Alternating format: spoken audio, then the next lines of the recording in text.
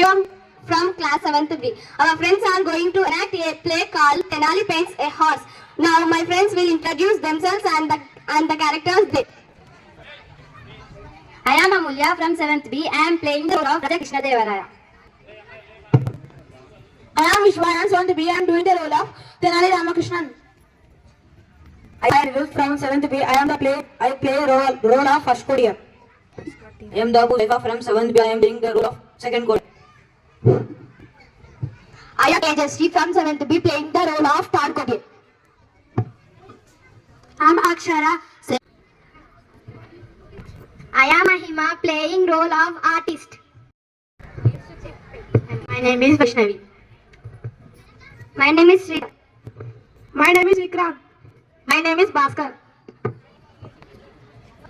One day, Raja Krishna Devaraya and his courtiers watch as an artist show his paintings to the king. The king and most of his courtiers are impressed with the paintings. However, one of the courtiers, Tenali Rama, looks displeased. That is really a beautiful painting. I can almost feel the village scenes. Here, very talented artist. Here a bag of gold for you. We shall be very pleased if you can stay at our court and make more beautiful paintings.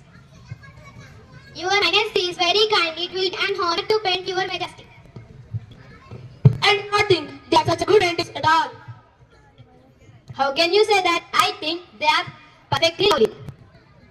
For warning, where is the other side of these two men and where is the face of the cow? What an ignorant fool you are. Everything cannot be painted. You must imagine the bits that are missing. I bet I can paint better than that one if I could have the paints. I bet you the bag of gold that you can't. I give you the paper and paints. You may also take leave quote from per month. At the end of the month, you take and come paintings. I promise you that the bag of gold and the title king of artists. I agree. After a month, I should painting them. The courtier starts smiling, thinking that he would lose the bet. Then Tenali Raman cannot paint at all. Tenali looks at the courtier angrily and walks out.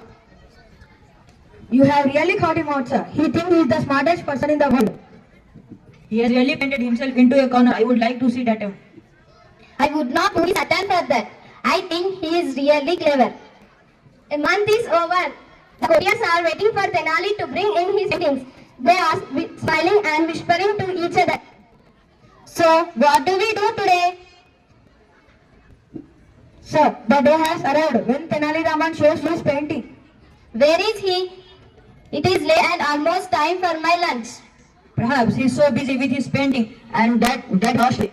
Perhaps his painting is so good that he can't bear to talk with it.